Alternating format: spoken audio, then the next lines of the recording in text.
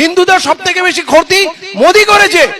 আজকে এই জিনিসটা আপনাকে বলতে হবে যে কার কত ক্ষতি করেছে। এই যে ন্যাশনাল হাইওয়ে বিক্রি হয়ে গেল, আদানিকে দিয়ে দিল, এয়ারপোর্ট সব দিয়ে দিল, জলবন্দর সব দিয়ে দিল, খনিগুলো সব দিয়ে দিল, ইউনিভার্সিটি গুলো দিয়ে দিল, স্টেডিয়াম গুলো দিয়ে দিল, রিজার্ভ ব্যাংকের টাকাগুলো দিয়ে দিল, রিজার্ভ ব্যাংকের গোল্ড গুলো দিয়ে দিল, এলআইসি তুলে দিল, হেলিকপ্টার সার্ভিস দিয়ে দিল, এই যে সব আদানিকে দিয়ে দিল। এগুলি কি সব মুসলমানদের বাপের সম্পত্তি, হিন্দুদের সম্পত্তি নয়? আমরা তো এলআইসি করি না। এই যে এত ভারতবর্ষের ইতিহাসে সব থেকে বেশি বেকারত্ব, বেকারত্ব কাদের? চাকরি বাড়া কৃষি করতো, হিন্দুরা বেকার হয়েছে, জিনিসপত্রের দাম আকাশে যাচ্ছে, হিন্দুদের কিনতে কষ্ট হচ্ছে না? আরে হিন্দুদের কিছু লোক না হলে চাকরি বাকরি করছে, হিন্দুদের মেজরিটি লোক এই দেশে লেবার অ্যাক্ট ফিনিশ করে দিয়েছে। তারা কারখানায় গিয়ে 14 ঘন্টা কাজ করছে 250-300 টাকার জন্য, 250-300 টাকার জন্য। সেই টাকায় তার সংসার চলে না, তার বউকেও কারখানায় পাঠাচ্ছে, বউ কারখানায় গিয়ে অভাবে কাজ করছে, এর কাছে ওর কাছে ধার করছে, বউ হাতছাড়া হয়ে যাচ্ছে, ঘর ভেঙে যাচ্ছে, বাচ্চারা ঘরে আছে, বাপ মা থাকতে বাপ মা নেই। মুসলমানদের ঘরের মা বোন এখনো পর্যন্ত ঘরে আছে, সেই পরিমাণ বাইরে যায়নি, কিছু মানুষকে যেতে হচ্ছে। মুসলমানরা কঠোর পরিশ্রম করে কঠিন জীবন যাপন করতে পারে, কিন্তু আমার শিডিউল কাস্ট ভাইরা না, তারা এত নরম, তারা না কঠিন পরিশ্রম করতে পারে, না কঠিন পরিস্থিতিতে বাঁচতে পারে, না আমাদের মতো বুকের বল আছে, সাহস আছে। আমাদের বল কোথায়? রিস্কের মালিক তো আল্লাহ, ঠিক খাওয়াবে। আমরা বেশি টেনশন করি না, হায়াত মৌতের আল্লাহ মালিক, সে যা দেবে ঠিক আছে। আমার জীবনের মালিক আল্লাহ। তাহলে আমরা অনেকটা ক্ষেত্রে কঠিন পরিস্থিতি আল্লাহর ভরসায় পার করে দিই, কিন্তু বাকি সমাজের লোকরা না ভেবে ভেবে মরে যাচ্ছে। এখন নতুন ছেলেপুলেরা বলছে যে আর বিয়ে করা সম্ভব না, জিনিসপত্রের যা দাম আর রোজগারের যা অবস্থা, বউ বাচ্চাকে কি খাওয়াবো, স্কুলের ফিস দেবো কি, ইলেকট্রিকের বিল দেবো কি, গ্যাসের খরচা দেবো কি, ওষুধ পানি কি করব। এই ওষুধ 287টা ওষুধের দাম বাড়লো। ওষুধ কি মুসলমানরা খায় নাকি বাকি সবাই খায়? তাহলে জ্বালা টাকার কম, দুঃখ টাকার কম, এই দুঃখগুলোকে এক জায়গায় করতে হবে। বলুন তো এই বিলটা পাস হলো কেন? পার্লামেন্টে আমাদের নাম্বার নেই, পার্লামেন্টে আমাদের লোক নেই। আমরা সব দিকে কি বললাম? নীতিশ কুমার আমাদের সঙ্গে ইফতারি করে, ও বন্ধু, নীতিশ যদি আটকে দেয় তাহলে বিলটা আটকে যাবে। চন্দ্রবাবু নাইডু রোমাল টুপি পরে ঘুরে বেড়াচ্ছে, মুসলমানদের ইমাম ভাতা অমুক তমুক খুব দিচ্ছে, তাহলে ও তো আমাদের ভালোবাসে, ও রুখে দিলে আটকে দেবে। দেবগৌড়া আটকে দিতে পারে, চিরাগ পাসওয়ান আটকে দিতে পারে, মাঝি আটকে দিতে পারে। মানে আমাদের আশা আকাঙ্ক্ষা কাদের উপরে দাঁড়িয়ে আছে? ওদের উপরে। তো আপনি বলুন, এরা যদি সত্যি এই বিলের বিরুদ্ধে ভোট দিত তাহলে কি বিলটা আটকে যেত? আপনারা বললেন হ্যাঁ সবাই বলেছে, ওরা ভোট না দিলে যদি এই বিলের বিরুদ্ধে ভোট দিত তাহলে তো আটকেই যেত না। এই পার্লামেন্টে আরো অনেক পার্টি বসে আছে, এমপি বসে আছে, তারা তখন ভোট দিত।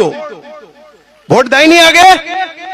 আপনারা আগে মেলান লালু প্রসাদ যাদব ছাড়া আর কংগ্রেস ছাড়া বিজেপির সঙ্গে সরকার কে কে গড়েনি, একটু মাথায় জোর লাগান। ভারতবর্ষের সব দল, ভারতবর্ষের যত সো কল্ড সেকুলার দল, আপনারা তো মাঝে মাঝে প্রেমিক পাল্টান। আজকাল ফ্যাশন হয়েছে, 2-1 বছর বা 2-1 মাসের পর ছেলেমেয়েরা প্রেমিক প্রেমিকা পাল্টে ফেলে। আপনাদেরও দশা সেই। কাল যে বিজেপির বন্ধু ছিল, বিজেপির সঙ্গে ঘর করলো, আজকে সে আপনার সামনে একটু ইফতারি খেয়ে নিল, দোয়া করে দিল, আপনার বন্ধু হয়ে গেল, আপনার ভরসা হয়ে গেল। পার্লামেন্টে আপনাকে যেতে কেউ বারণ করেছে? আল্লাহ রাসূল সরকার কেন গড়েছিলেন? রাষ্ট্র কেন কায়েম করেছিলেন? রাষ্ট্র আপনার হাতে না থাকলে আপনার নিজাম থাকবে না। যখন আপনার রাষ্ট্র ছিল, ভারতবর্ষে সবাই ইসলাম গ্রহণ করেছে, আপনার মসজিদ তৈরি হয়েছে, আপনার মক্তব হয়েছে, আপনার মাদ্রাসা হয়েছে, আপনার তাজমহল হয়েছে, আপনার কুতুব মিনার হয়েছে, ফতেপুর সিক্রি হয়েছে, পুরো পৃথিবীর সবথেকে বড় শক্তিশালী ইকোনমি আপনার তৈরি হয়েছে। আমরা ভারতে গড়ে যাওয়া আমাদের মুসলিম ভাই বোনদের উপর যে অত্যাচার, নির্যাতন, জুলুম চলছে, যে স্টিম রোলার চালিয়ে যাচ্ছে, সেটার বিরুদ্ধে আমরা শক্ত অবস্থান নিতে যাচ্ছি। আমরা দেখতে পাচ্ছি যে এখানে ওয়াকফ আইন পাশ করা হয়েছে। এর আগে একটি মসজিদ ভাঙা হয়েছিল, যে বাবরি মসজিদ, এবং আরো অন্যান্য মসজিদের উপর হামলা হয়েছিল। এখন এই ওয়াকফ আইনের মাধ্যমে তারা সকল ওয়াকফকৃত সম্পত্তির উপর তৈরি হওয়া মসজিদ, মাদ্রাসা এবং যত ইসলামী স্থাপনা আছে, এতিমখানা রয়েছে, যে মুসলমানদের যেই ঠিকানাগুলো রয়েছে, সেগুলোর উপর হামলা করার একটি পায়তারা তারা করছে। আমরা পূর্ববর্তীতে দেখেছি যে স্বৈরাচারী ফ্যাসিস্ট সরকার একটি নতজানু পররাষ্ট্র নীতি অনুসরণ করত এবং ভারতের যত জুলুম অত্যাচার সেগুলোর বিরুদ্ধে কোনো কথাই বলতো না। পূর্ববর্তীতে আমরা দেখেছি ভারতে বাবরি মসজিদ ভাঙা হয়েছে, বাংলাদেশের মুসলমানরা নিশ্চুপ ছিল, কারণ আমাদের যে নেতৃত্ব ছিল, আমাদের দেশের যে সরকার ছিল, সেটা নিশ্চুপ ছিল, সেটা একটি ভারতের তাবেদার সরকার ছিল। পূর্ববর্তীতে আমরা দেখেছি যে কাশ্মীরে আইন পাশ হয়েছিল, কাশ্মীরে নাগরিকত্ব বিল পাশ হয়েছিল, এবং সেই বিলের বিরুদ্ধে এই সরকার কোনো অবস্থান নেয়নি। বিগত দিনগুলোতে আমরা দেখেছি যে ভারতের সেই গুজরাটের কসাই নরেন্দ্র মোদী বাংলাদেশে যখন এসেছিল, সেটার বিরুদ্ধে আমরা বাংলাদেশের জনতা আন্দোলন করেছিল এবং সেই আন্দোলনকে তীব্রভাবে দমন করা হয়েছিল।